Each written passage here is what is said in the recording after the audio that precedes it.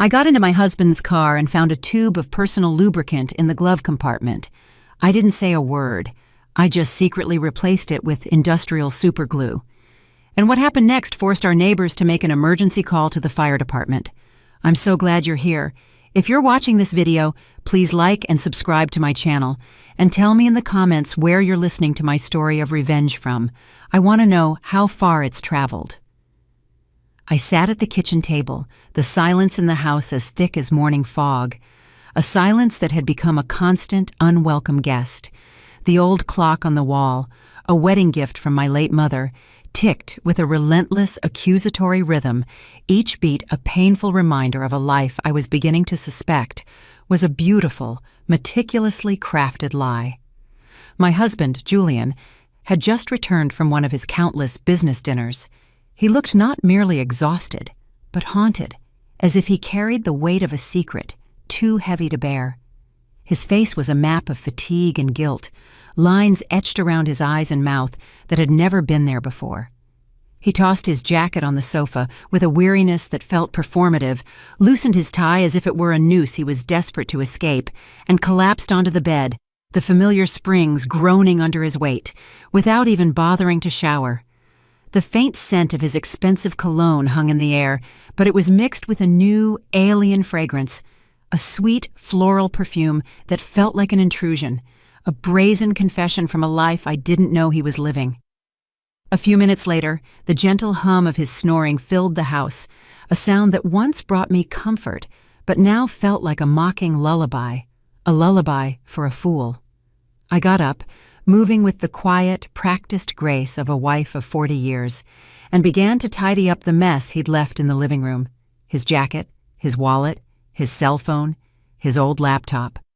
The phone screen was still on, a new email glowing like a sinister omen. I frowned. Julian never used email. He always said, "Juliet, all this tech stuff is too complicated. I'd rather just make a call." But now, an email. It was right there, in plain sight. A digital ghost from a life I didn't know he was leading. Out of a morbid curiosity that felt both wrong and necessary, I opened it. The message was short, a mere handful of words that would shatter my world. "You were incredible tonight, Dad." It was followed by a red heart, a symbol of affection that pierced my own heart with a cold, sharp ache.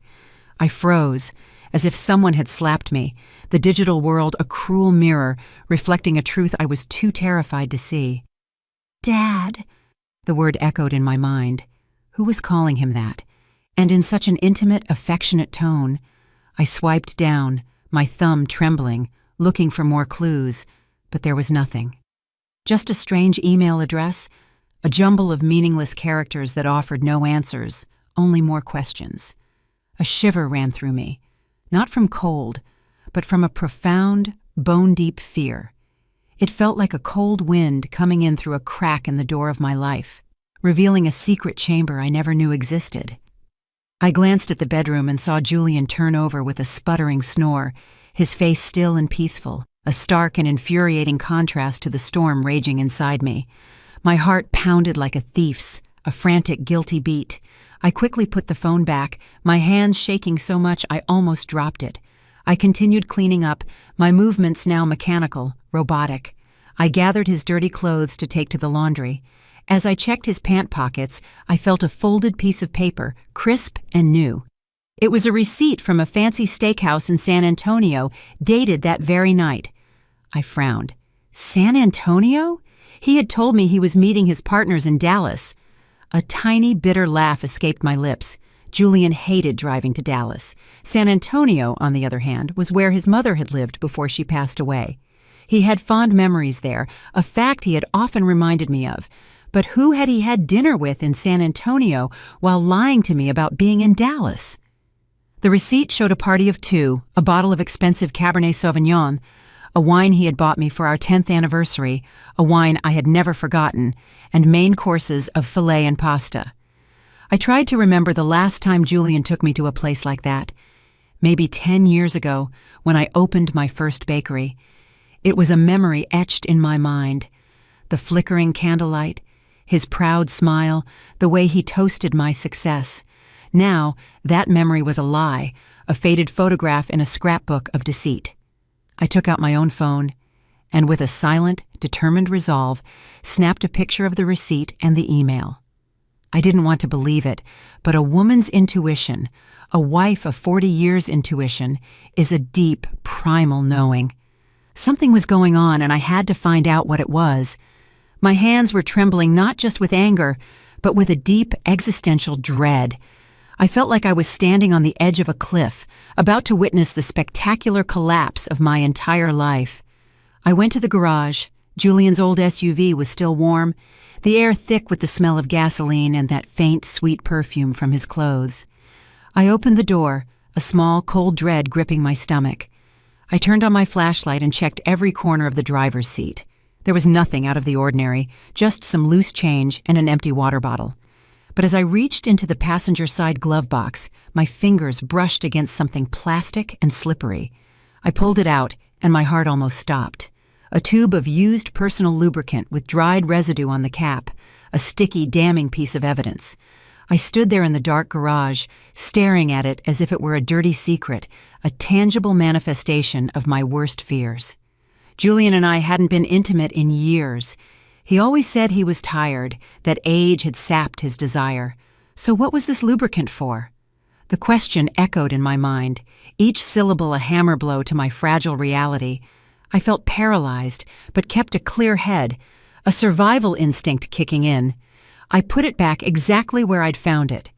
I wiped my hands with a napkin, scrubbing them raw, as if I were afraid the betrayal would leave a permanent mark on my skin.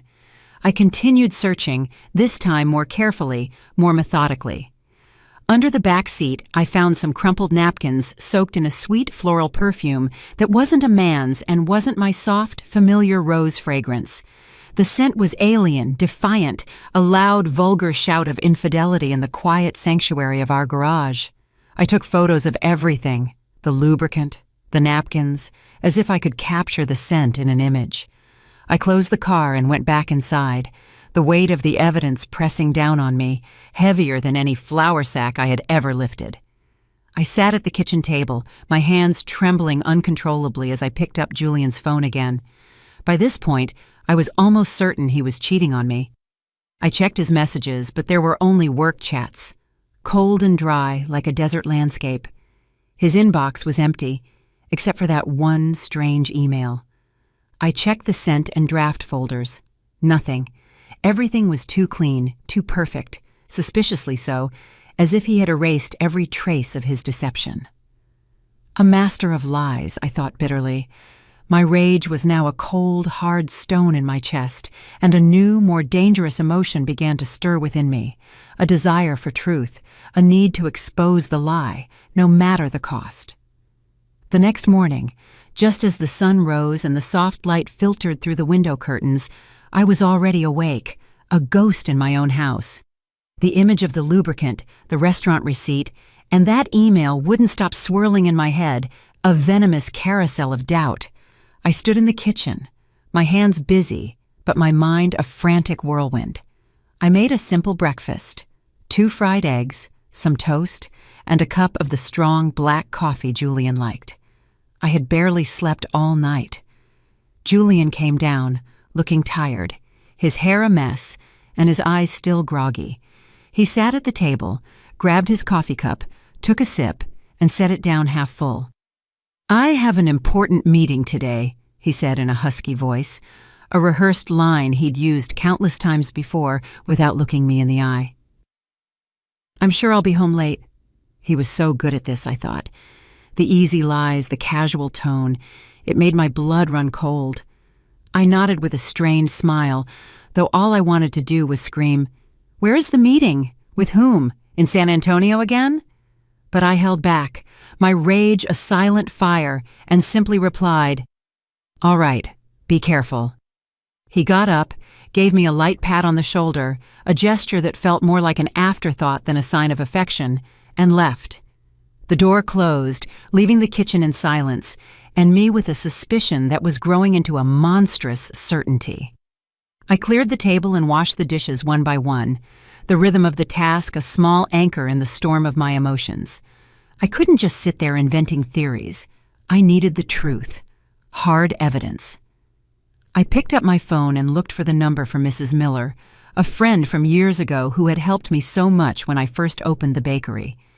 She had once told me about a good private investigator who specialized in infidelity cases. "Juliet, if you ever need it, I can give you Thomas's number," she had said. "He's very discreet and reliable." I never thought I would need to call him, but now I had no other choice. I dialed her number, my voice trembling, each ring a drumbeat of my mounting anxiety. "Hello, Mrs. Miller? Can you help me get in touch with Thomas? I need him." She was silent for a few seconds, a pause that spoke volumes before answering. "Juliet, what's going on? Did Julian do something?" I sighed, not wanting to get into the details over the phone, my pride bruised and raw.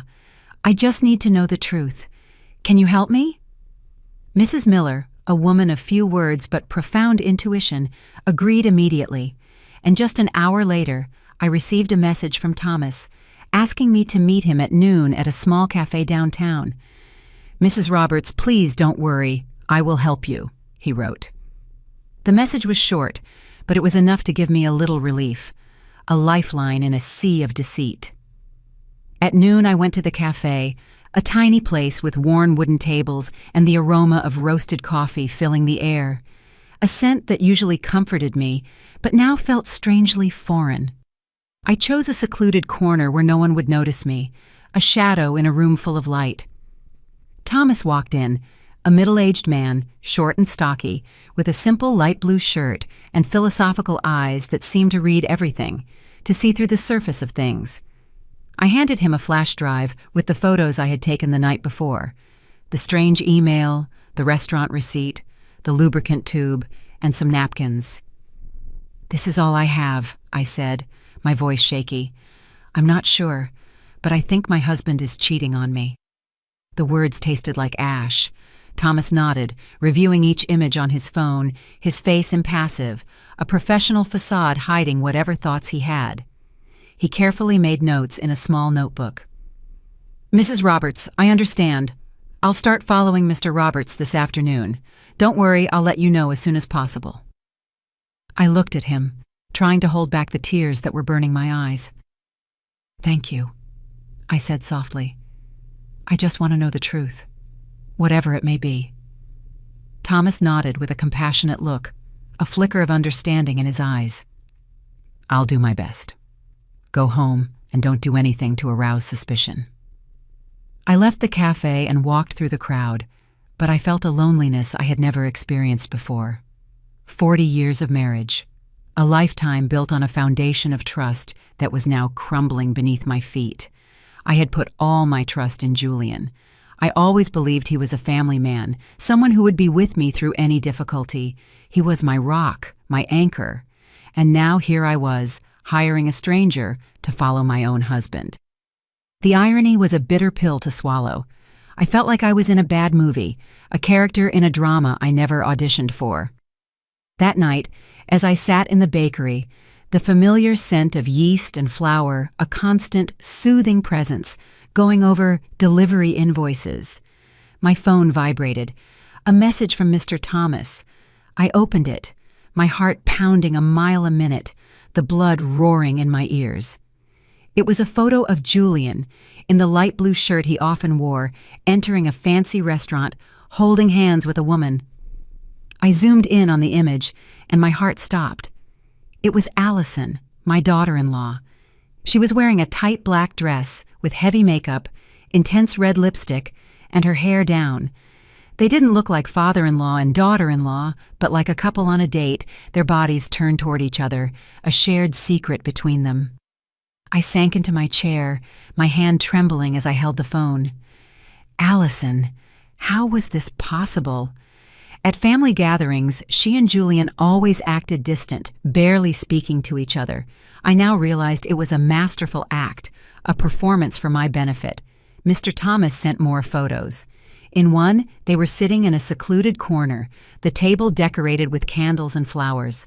Allison was leaning toward him, smiling, and Julian was toasting her glass with an oddly tender gaze.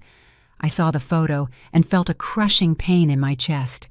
In 40 years, I had never seen him look at me like that, not even when we were young, when I was that girl from San Diego with long hair and a radiant smile. He looked at me that way. A look of genuine adoration, of a love I thought was mine. Now it was hers. In the middle of the night, a video arrived from Mr. Thomas. The clock on the wall read 2:00 a.m. I put on my headphones, a desperate attempt to keep the secret contained, and pressed play.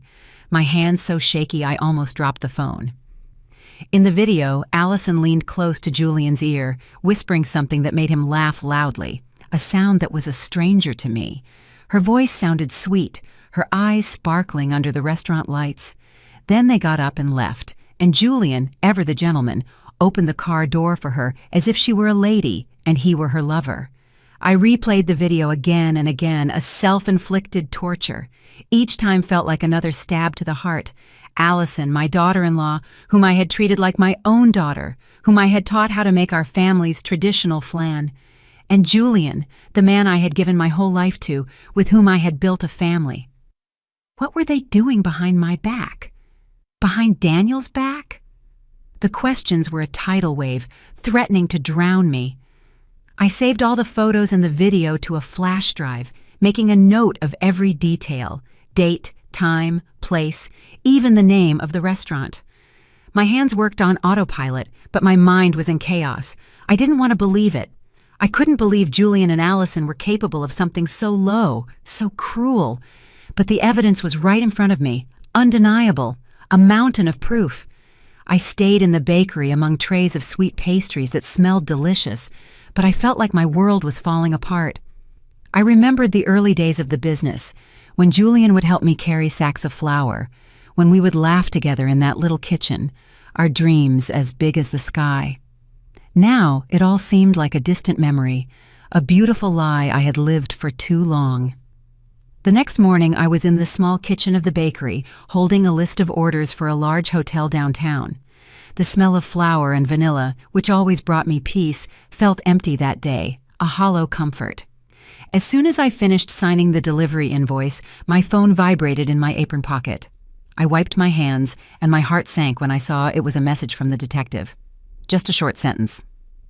"Mrs. Roberts, I'm sending you more evidence." I took a deep breath, trying to stay calm, but my hands trembled as I opened the message. A series of photos appeared on the screen. The first showed Julian, in his usual gray shirt, leaving a law office near the main plaza.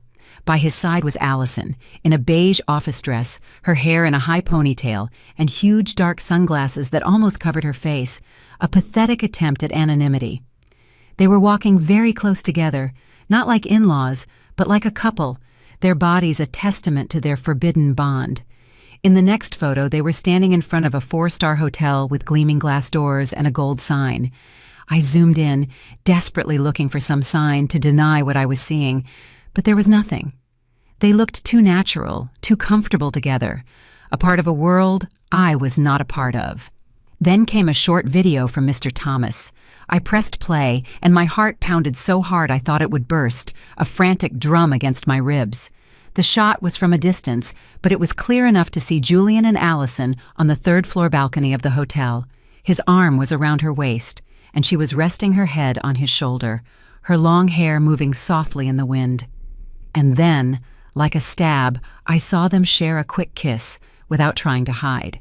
It was a brief kiss, but it was enough to burn away the last spark of hope I had left. I replayed the video frame by frame, each image digging deeper into my soul, a slow, agonizing descent into hell. The room curtain opened slightly, and Allison came out, running to hug Julian, her face lit up with happiness, as if she were a young girl in love. I slumped into the chair, clutching the edge of the table to keep from falling apart. Mr. Thomas wrote, "They also rented the room for the afternoon. It looks like they're staying the night. I'll keep an eye on them." I read the message over and over, my throat tight, as if I were being strangled. Just a few hours earlier, Julian had written to me, "Juliet, I won't be home tonight. I have to meet a potential partner from out of town. Get some rest." The tone was sweet and caring, just as it had been for years.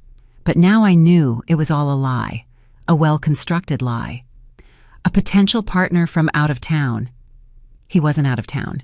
He was here, in a 4-star hotel with our own daughter-in-law. I opened my portable hard drive and carefully saved every photo and every video. Each time I hit save, I looked at the image as if to make sure I wasn't dreaming. In the video, Julian's gaze toward Allison was so tender. The way he caressed her hair reminded me of the way he used to do it with me more than 30 years ago. We were young, and I believed our love would last forever, a promise whispered under a starry San Diego sky. Now, seeing this, all I saw was lies and blatant betrayal. I remembered family gatherings, everyone sitting around the table, a tableau of our perfect family. Allison always sat far away from Julian. Sometimes she even looked at him with disgust. Daniel would joke, "Mom, I think Allison can't stand Dad. She avoids him like the plague." I believed it too. I thought they just didn't get along, that she was just trying to fit into the family. But now I understood it had all been a farce, a carefully choreographed dance of deception. They acted too well in front of me, in front of Daniel, in front of the whole neighborhood. I felt like a fool, a blind wife, betrayed by 2 traitors right in front of my eyes. People were going about their lives unaware of what was happening on that hotel balcony. But Mr. Thomas had captured the perfect moment, like a silent hunter, a snapshot of my reality. I replied to him, "Thank you. Please keep watching. I need to know everything." He answered briefly, "I will. Stay calm." That night I returned to the house that had been my home with Julian. It felt foreign now, a place of ghosts and lies. I opened the dresser drawer and took out a thick envelope, my hands moving with a grim determination. I printed all the evidence, photos of Julian and Allison leaving the lawyer's office, photos of them entering the hotel, photos of them on the balcony, and every frame of the video. I carefully arranged them, sealed the envelope, and hid it at the bottom of the drawer, under old family photos. I looked at a photo of the 4 of us, Julian, Allison, Daniel, and me, at Daniel's birthday party a few years ago. Allison was smiling, hugging Daniel tightly, while Julian stood beside me with his arm on my shoulder, looking proud. Now, looking at it, all I wanted was to rip it to pieces, to tear the image of their smiling faces from my life. The next morning, just before dawn, I heard the front door open slowly. Julian staggered in, smelling of alcohol. "The partner was too difficult, Juliet," he complained in a raspy voice, his eyes red as if he'd been up all night. "I had to drink a lot. I'm dead tired." I was in the kitchen with a glass of water in my hand, watching him perform while feeling like he was rubbing salt in a wound. "Rest," I replied calmly, as always, the practiced voice of a wife. "You have to go to work tomorrow." He nodded, gave me a pat on the shoulder as if nothing had happened, and dragged himself to the bedroom. Minutes later, he was snoring peacefully, as if he'd never cheated on me, as if he'd never gone to a hotel with our own daughter-in-law. When I was sure Julian was asleep, my phone vibrated. It was a call from the detective, Mr. Thomas. His voice was low, almost a whisper, as if he feared someone would overhear him. "Mrs. Roberts, I recorded their conversation in the hotel parking lot. I used special equipment. They didn't even notice. I'm sending it to you now." My heart pounded hard, but I simply replied, "Thank you, Thomas. Send me the file." Minutes later, an audio file appeared in my messages. I put on my headphones, sat at the table, and pressed play. The first thing I heard was Allison's voice, cold and ambitious, a stranger's voice. "Dad, hurry up with that fake contract. I want to have that whole chain of stores already. I want that old hag out of the house." I felt a blow to my chest and gripped the phone tightly. Then came Julian's voice, deep and confident. "Don't worry about those papers. Juliet doesn't know anything. Leave it in my hands. She trusts me too much." It felt like a knife twisting in my heart. They weren't just cheating on me. They were planning to take everything I had built. the bakery chain, all the sweat, tears, and sleepless nights. Baking every batch, running all over town to make deliveries to keep my reputation. It was all mine. Julian never once got his hands dirty in the kitchen. He never worked the counter or signed contracts with hotels. And now he and Allison wanted to take it all away. To kick me out of the house I had made a home. I almost broke down, but I still had the composure to copy the audio to the flash drive where I kept the other evidence. I carefully wrote down the time and place, as if trying to keep myself steady in the middle of the storm. The next morning, as I made coffee in the bakery, my phone vibrated again. Thomas sent another batch of new photos taken with a telephoto lens. In them, Julian and Allison were inside his car with a thick pile of papers in front of them. Allison had a red pen and was marking the document intently. Julian, next to her, nodded and smiled as if he were in full agreement. Thomas wrote, "I overheard something. It seems they want to use a contact at the notary's office to make the transfer. I'll investigate further." I zoomed in on the photo. I could see the letters on the paper, though I couldn't read them. But I knew. These weren't normal work papers. They were planning to steal everything I had worked for, step by step. I sat there among the trays of sweet pastries that smelled so delicious, but I felt as if my whole world was collapsing. I reopened the audio file, put on my headphones, and listened to every phrase, every word they said. That wretched old woman. That's what Allison called me. I remembered the days when she had just joined the family, when I taught her how to make rice, when I hugged her like a daughter. I thought she was part of the family, that she would be the woman who, along with Daniel, would build a future. And Julian, the man I had loved since I was a girl in San Diego, who swore he would be with me until the end. They had made a joke of me, a fool who still believed in love and family. A regular customer came in, Mrs. Peterson, who always bought pastries for her grandchildren. "Juliet, your bakery has been packed lately. Your chain of stores is expanding. I'm so proud of you," she said, her voice warm. I forced a smile and replied, "Thank you. I'm doing my best." But inside, I was a wreck. I wondered what she would think if she knew the truth. Would she see me as a strong woman, or just a fool betrayed by her husband and daughter-in-law?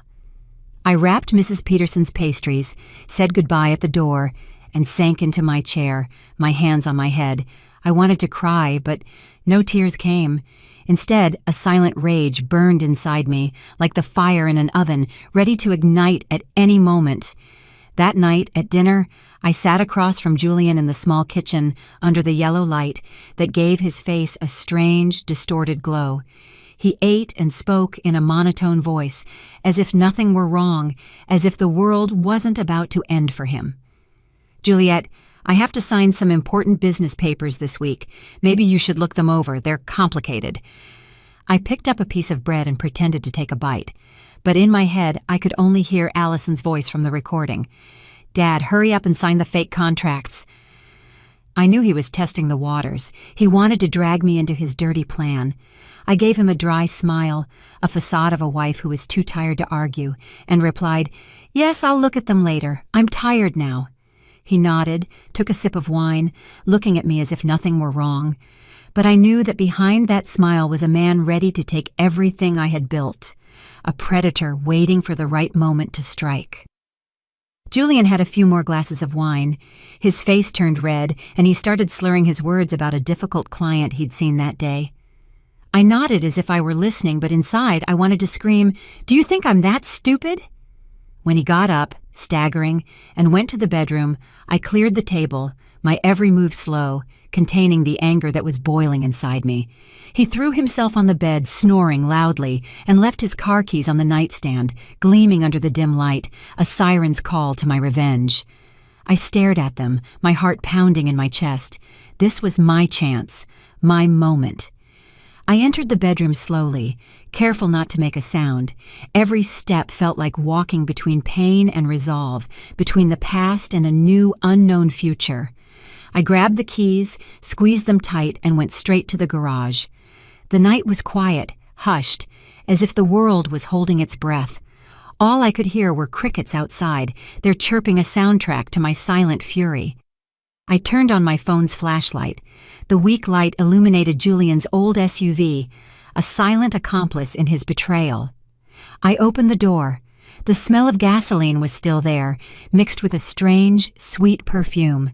I opened the glove compartment between the seats, and there it was, the tube of lubricant with a loose cap and dried residue on the edge, a monument to their infidelity.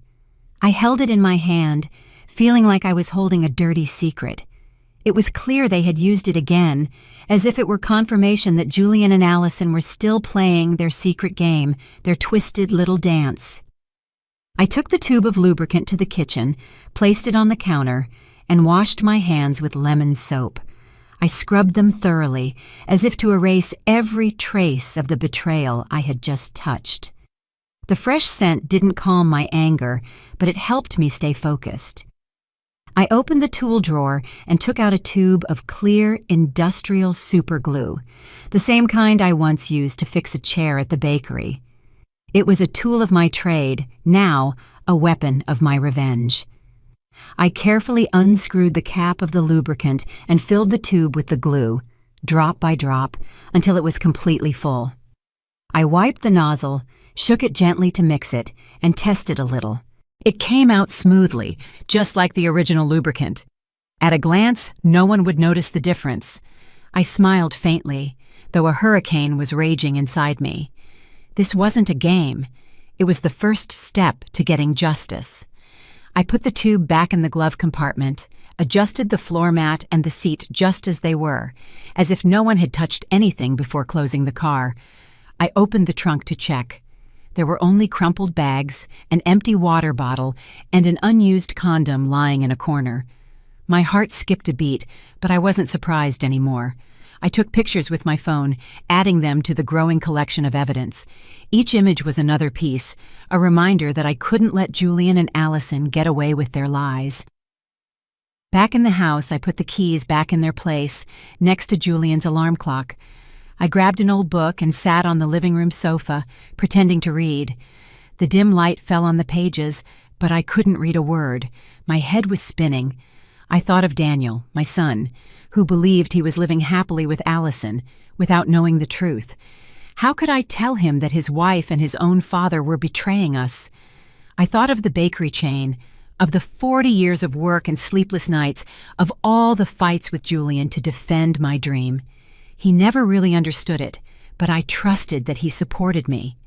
Now I knew he was just waiting for the right moment to take everything. An hour later, Julian woke up and stumbled into the kitchen for water. He saw the keys on the counter and didn't suspect a thing. "Still not sleeping, Juliet?" he asked groggily. I smiled and replied, "No, I'm just reading a bit. Finish your water and go back to bed." He nodded, drank, and returned to the bedroom, snoring immediately. I looked at him as if he were a stranger. This man who once promised to be with me until the end was now planning to destroy what I loved most. But he didn't know that I had already started my counterattack. At dawn, I got up. The sunlight was timidly entering through the bakery window. I was in my usual kitchen, kneading dough, preparing flanes and sweet pastries for a large hotel order. I pressed the dough with all my might, channeling my rage into every movement. When I returned home for breakfast, I made an effort to keep a calm face. Julian was already up, with a cup of black coffee in his hand. I served him eggs and toast. "Julian," I said calmly, "I have to travel to Nashville tomorrow to sign a contract with a new partner. I'm sure I'll be home late. Can you take care of dinner?" I watched him out of the corner of my eye. He looked up, surprised, but in his eyes, something was shining that wasn't concern. It was relief. "A big contract?" he asked, taking my hand with a feigned tenderness. "Don't worry, go ahead. I'll handle it." But that spark in his eyes, that slight curve of his lips, as if a weight had been lifted, pierced my chest. He wanted me to leave, and I knew exactly why. I smiled and nodded. "Thanks. I'll call you if I get back late." He took another sip of coffee. Then he got up, saying he had to get to the office early. As he left, I saw he had left his phone on the table, and the screen lit up with a missed call. The name that appeared was A.T. I frowned. My heart pounded. Allison Thomas. I was sure it was her. Before I could touch the phone, Julian came back, grabbed it in a hurry, and turned off the screen in front of me. "I forgot it," he mumbled with a forced smile. And he was gone. I stood there, watching the door close, feeling as if I had been slapped. He wasn't even bothering to hide it anymore. That day, I worked like a machine, delivering bread, signing invoices, and smiling at customers. But my mind was only focused on Julian and Allison. I couldn't let them continue their farce behind my back and Daniel's. I needed more evidence, to hear from their own mouths what they said when they thought no one was listening. That night, I pretended to be tired. I went to bed early and told Julian, "I have to wake up early tomorrow to catch the bus, so I'm going to sleep." He nodded, gave me a pat on the shoulder. "Rest, Juliet. Be careful on your trip tomorrow." I lay down and closed my eyes, but I sharpened my hearing, attentive to every sound in the house. Close to midnight, when Julian's snoring stopped, I heard him get out of bed quietly. The faint light from his phone shone in the darkness. He left the room with his phone, thinking I was asleep. I stayed still, my heart pounding. Then I slowly got up and followed him on tiptoe. I hid behind the thick living room curtain and saw him standing in a dark corner near the window. He put the phone to his ear and spoke softly. "Yes, of course. Come over to the house tomorrow. We won't have to go to a hotel anymore. Juliet has to leave town to sign a contract and she'll be back late." I heard a soft giggle from the other side, Allison's sweet voice. "That's great, Dad. Finally we can relax." Julian laughed, replying, "Yeah, come early. I'll be waiting." I stood there behind the curtain, feeling my blood boil. They weren't just cheating on me. They were planning to turn my house, my son's home and mine, into their meeting place. I returned to the bedroom in silence, opened a drawer, and took out Daniel's old recorder, the one I bought him for college to record his classes. I checked the battery, put in a new one, and turned on continuous recording. I hid it behind the bookshelf in the bedroom, next to the headboard, certain it would capture everything. I carefully adjusted the cable and covered it with a family photo frame. The photo of the four of us at Daniel and Allison's wedding. Looking at it, I felt a bitter taste. Allison's smile, Julian's hug. Now, they were all lies. Before going back to bed, I checked again that the recorder was working. I placed the photo frame just right to hide the cable. Then I lay down, pretending to be asleep. Julian came back to the bedroom, threw himself on the bed, and snored as if nothing were wrong. But my eyes were wide open in the darkness, more awake than ever. I reached for the clock and set the alarm for earlier than usual. I closed my eyes, but not to sleep. I was ready for the next step of my plan. I woke up at 5 o'clock in the morning when it was still dark. Only the faint light from the street lights was coming through the window. The house was silent. All I could hear was Julian's steady snoring from the bedroom.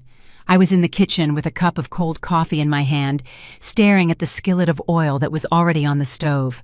It was the last step of my plan, a simple smoke trap, but enough to expose the truth. I tied a thin string to the stove's igniter. I ran it over to the window and attached it to a heavy object, an old coffee can I found in the cabinet. All I had to do was pull it from a distance, and the flame would ignite the oil, creating thick black smoke, enough to alarm the neighbors. I opened the window by the stove a little so the smoke could get out. Then I tested it once. The smoke rose quickly, forming spirals like a warning. I turned it off immediately, checked everything again, and made sure not to leave any trace that might make Julian suspicious. I put on a jacket, grabbed my large purse, and pretended to be leaving for my trip. Before I left, I went into the bedroom and gently shook Julian. "I have to go to the bus station right now," I said in a calm voice. "I'm going to sign a contract. I'll probably be back late tonight." He opened his eyes and in a sleepy voice replied, "All right. Be careful, Juliet. Call me if you need anything." Then he buried his face in his pillow and went back to sleep. I looked at the man I once loved and trusted. Now, lying there, unaware of the trap waiting for him, I turned away, my heart heavy but my legs steady. Instead of going to the station, I went across the street to Mrs. Peterson's house. She was my neighbor and my friend. She opened the door and looked at me, worried, when she saw my purse. "Juliet, what are you doing up so early? Is something wrong?" she asked with affection. I forced a smile. "Mrs. Peterson, can I stay here for a few hours? I need to watch my house." She frowned but didn't say anything else. She poured me a hot cup of coffee and gave me a chair by the window. From there, I could see the entrance to my house, where Julian and Allison would enter, and where the truth would be revealed. Around 10 o'clock, a taxi pulled up in front of the house. Allison got out, wearing a light floral dress and dark sunglasses, as if she were afraid someone would recognize her. Julian opened the door, looked around in a hurry, and quickly ushered her inside. I gripped my coffee cup tightly, my heart pounding in my chest. "It's time," I murmured, and turned on the app on my phone, connected to the hidden recorder I had left in the bedroom. The sound started coming through my headphones. Allison's laughter, the clinking of glasses, heavy footsteps. Then I heard Julian's deep voice. "All right, we don't have to hide in a hotel anymore." Allison laughed. "You really know how to pick your moments. The old hag is gone, right?" I bit my lips, holding back the rage as I listened to her call me the old hag with so much contempt. Then the bed started to creak, along with other sounds I didn't want to keep listening to. I closed my eyes, took a deep breath, and told myself, "Just a little longer, Juliet. Just a little longer." A few minutes later, suddenly, Allison screamed, "What the hell is this? We're stuck!" Her voice was filled with panic, almost sobbing. Julian growled, "Shut up! Wait, let me see!" I smiled. I barely touched my phone and activated the smoke trap remotely. The string pulled hard. The stove ignited. The skillet of oil caught fire. Black smoke billowed out of the kitchen window in thick spirals, spreading outside like an alarm signal. Mrs. Peterson gasped. She looked out the window. "Juliet, your house is on fire!" I pretended to be scared, but inside I felt strangely calm. Neighbors started coming out into their yards, shouting, "Juliet's house is on fire! Call the firefighters!" A man nearby, Mr. Miller, quickly took out his phone and called the city fire department. I stayed there, holding my coffee cup tightly, my eyes fixed on my house. Everything was going according to plan. In my headphones, Allison's voice sounded more and more desperate. "Julian, do something! I can't move!" Julian's voice roared. "Don't scream! I'm trying!" But I knew they couldn't do anything. The industrial super glue I had swapped was already at work, leaving them trapped at their most humiliating moment. I imagined them struggling, scared, and a part of me felt satisfied. Not because I was cruel, but because they had pushed me to this. They wanted to take my bakery, my family, even my honor. Now I would make them pay. I looked out the window. The smoke continued to rise, getting thicker. The neighbors were crowding together, yelling in a panic. "What's going on?" someone asked. "Where's Juliet?" "She went out of town for work. That's what I heard," another replied. Mrs. Peterson, standing next to me, looked at me with suspicious eyes, but didn't say anything. She just squeezed my hand gently. I knew she had a hunch, but I didn't need to give her an explanation. The truth was about to explode, and I was ready. Just 10 minutes later, the siren of a fire truck sounded at the end of the street like a death knell. The red vehicle sped up and skidded to a stop in front of my house. I saw Daniel jump out of the driver's seat in his fire chief uniform, his face tense. My son shouted in a firm voice, "Get the equipment ready! Quick! There might be people inside!" I looked at him and felt a sharp pain. My son, always so proud of his family and his parents. Now he was about to face the cruelest truth. I wanted to run and hug him and say, "I'm sorry, Daniel," but I had no other choice. I stayed still, letting everything take its course. The smoke from the kitchen continued to rise thickly, making Daniel and his team believe there was a serious fire. My son led the way with a sledgehammer, breaking down the front door. The sound of splintering wood echoed in the air. His teammates followed him with hoses and extinguishers. I listened to the commotion coming from the bedroom. Julian's desperate shouts mixed with Allison's sobs. Do something, Julian! I can't move! Julian growled. Shut up! Don't scream! I bit my lips, squeezing the phone where the app was still transmitting the audio from the hidden microphone. They were trapped, helpless, just as I had calculated. Daniel entered the bedroom, and I could imagine what he found. His own father and his wife, naked, stuck to each other on the bed, their faces pale with pain and panic. I wasn't there, but through my headphones, I heard Daniel's voice falter. What is this? A firefighter behind him murmured in surprise, "Oh my God!" Another couldn't hold back and let out a nervous laugh, but Daniel immediately shouted, "Silence!"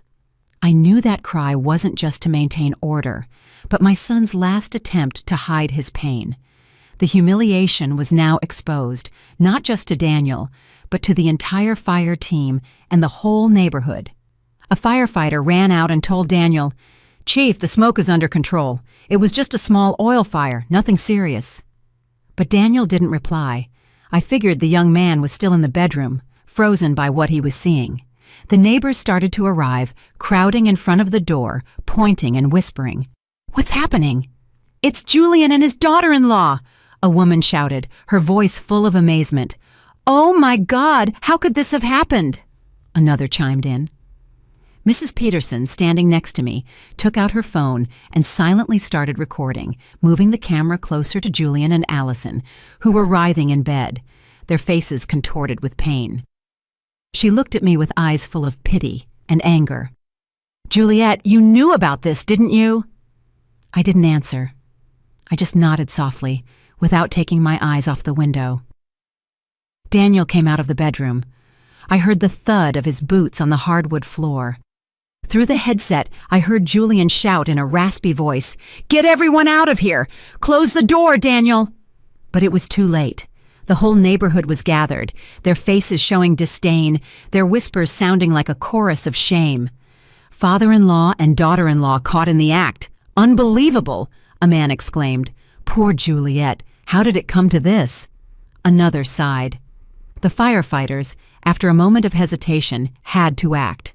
They wrapped sheets around Julian and Allison, trying to cover their stuck-together bodies, and carried them out on stretchers. I could hear Allison's broken sobs mixed with her groans of pain. "Please, do something! I can't stand it anymore!" Julian just mumbled weakly. "Don't let anyone see us." But the whole neighborhood had already seen. There were looks of revulsion, mocking laughs, and shakes of disappointed heads. They were carried out, wrapped in a thin sheet, amidst the growing murmurs. What a disgrace! Father-in-law and daughter-in-law. My God, how filthy! The crowd was still gathered at the entrance when the ambulance left with its siren blaring. Among the loud voices, I heard bursts of laughter. "What a show!" shouted Mr. Miller. "I can't believe there are two people so shameless in this world." An old woman shook her head and whispered to the person next to her, "Poor Juliet." I stood among the people, pretending to be surprised, as if I had just run there from the bus station. Daniel stood motionless in the yard, his arms hanging, his face pale as a ghost. His teammates avoided looking at him and quietly gathered their tools.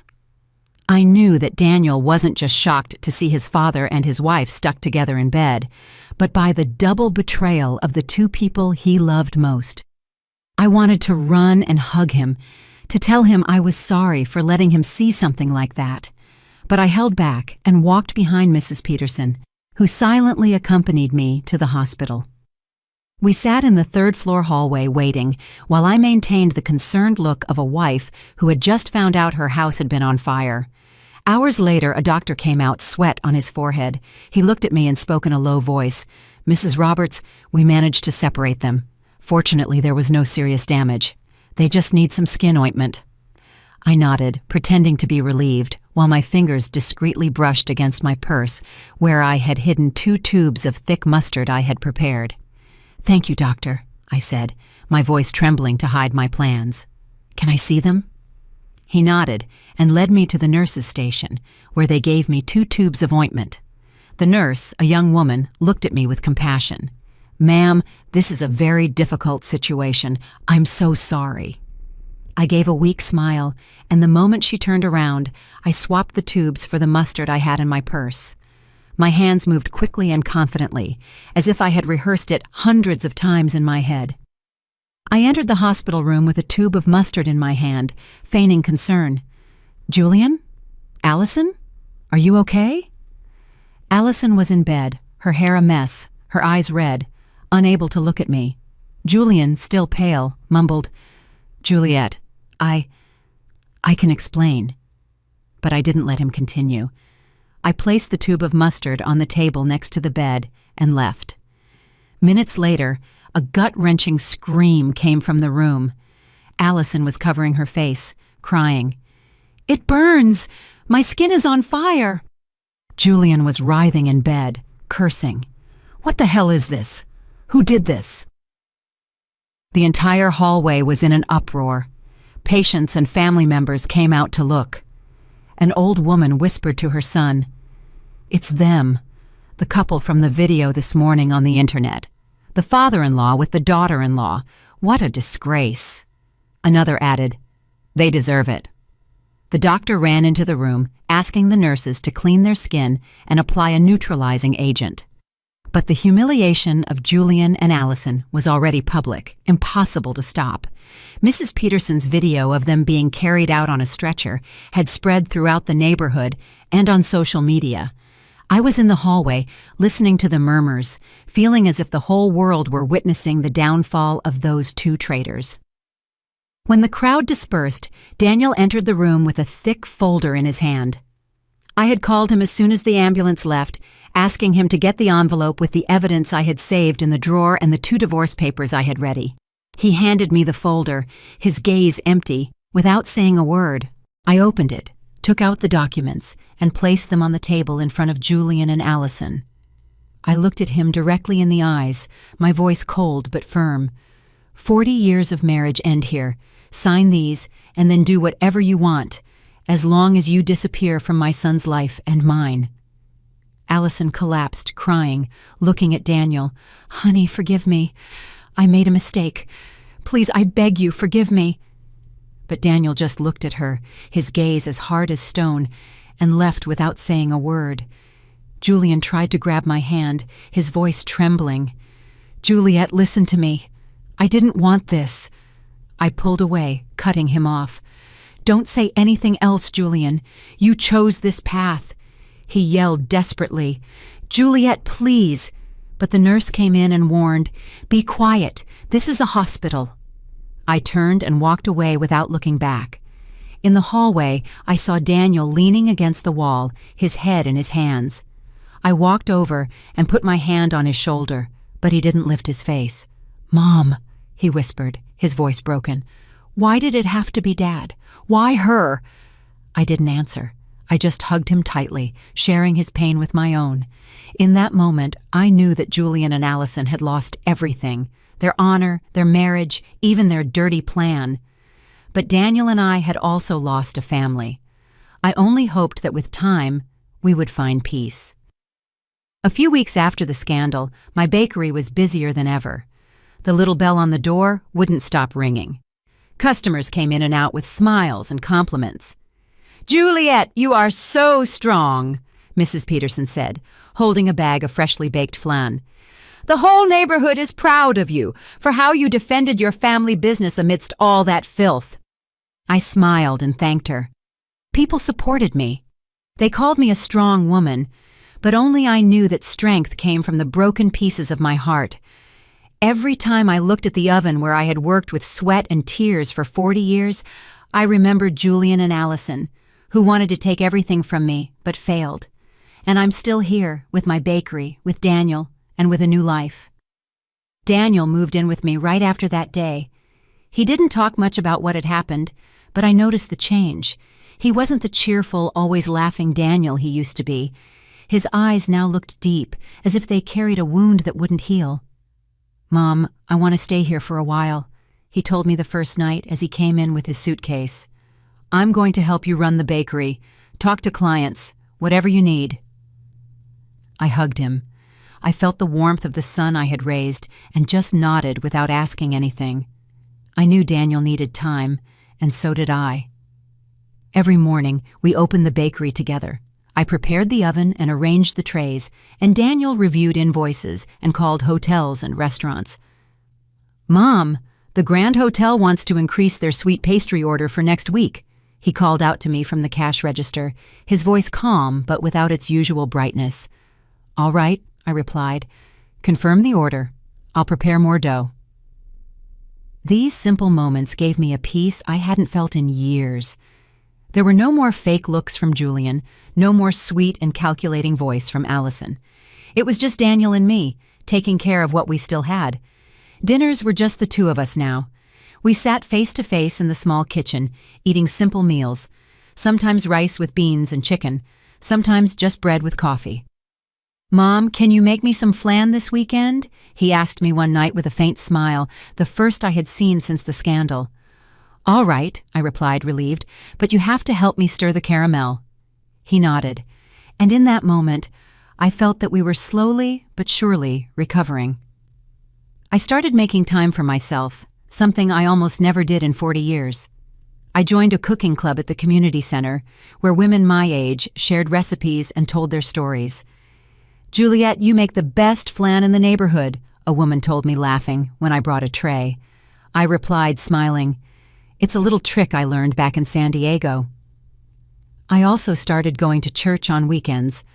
I would sit in silence with the light of the stained glass windows on my face and pray, not for Julian or Allison, but for Daniel, for myself, so that we would find the strength to move forward.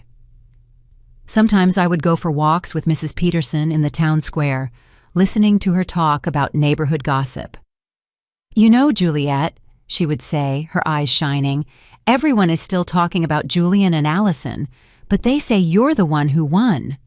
I just smiled without answering. I won? Maybe. But the price was losing my whole family. Daniel also started to change. He became less quiet and began telling me about his work as a firefighter. "We put out a fire at the market yesterday," he told me one night as we ate dinner. "It was really dangerous, Mom, but luckily no one got hurt." I listened to him, my heart filled with pride. "Please be careful," I said, my voice trembling. "You're all I have left." Daniel looked at me with tenderness. "Don't worry, Mom. I'll never leave you alone." Those words were like medicine. They gave me back the faith that even though I had lost so much, I still had my son, who would always be with me. One afternoon, while the bakery was full of customers, I sat at the cash register, watching the movement in the street. The bell on the door rang non-stop. The smell of sweet bread filled the air. I looked at the trays of flan and pastries and thought about the entire journey. I had built this bakery with my own hands, from a girl in San Diego to a woman who knew how to endure. Julian and Allison wanted to take everything from me, but failed. I kept my bakery, I kept Daniel, and most importantly, I kept myself. Did you like my story, and which city are you listening from? Let's meet in the comments. If you like the story, you can support me by sending a super thanks so I can keep bringing more stories like this. Thank you so much for your sweet support. I'm looking forward to your comments on the story. On the screen, you can see 2 new life stories that I highly recommend. There's so much more on my channel. Don't forget to subscribe. See you in the next life story with love and respect.